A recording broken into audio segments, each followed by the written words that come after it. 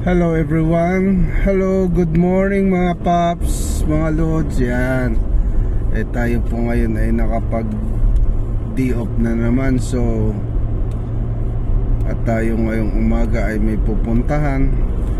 Napakaganda ho ngayon ng araw dito ng panahon mga kapaps, mga lods. Dahil nga yan, ang oras pa lang natin ay 7:20 ng umaga. Pero yan, tingnan nyo naman napakaganda ng sikat ng araw po kung inyo nakikita. Ayan sa aking ayan, nakita nyo naman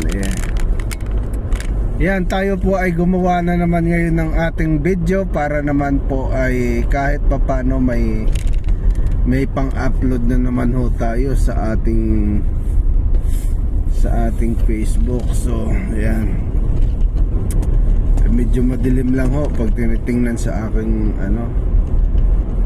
ang bandang itaas ng aking video, dahil nga nagre-reflect dito sa salamin ng sasakyan, kaya pag tinitingnan akala mo napakasilaw. Yan, tayo ngayon pala may pupuntahan mga kapaps, mga loads.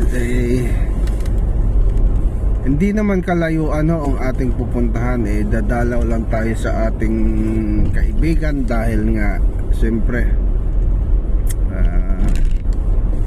minsan na rin kami nagkikita kasi parehas din may mga kanya-kanyang trabaho dito. Kasi mga kapaps, mga loads, kailangan talaga nating magtrabaho ng gusto dahil nga siyempre lahat alam niyo naman pag nasa abroad lahat binabayaran. So yan, kaya minsan lang tayo makapag-day off mga lods na kasama ang ating mga kaibigan.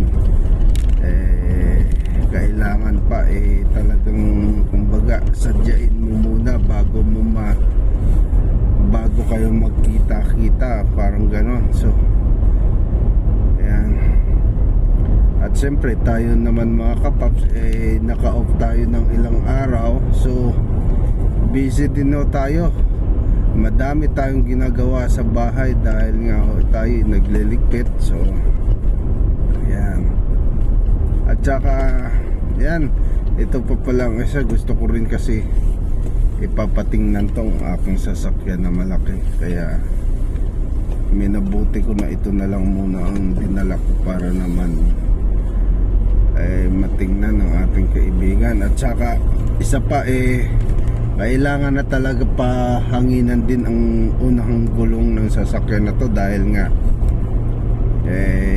matagal din, mahigit kumulang sa isang linggo hindi natin nagamit to dahil nga lagi nating ginagamit sa ating trabaho yung maliit. So ayan, ang isang sasakyan kasi pag hindi nagagamit na din, kumbaga lalo na ang gulong, mga tubeless, pag hindi mo nagamit ng medyo matagal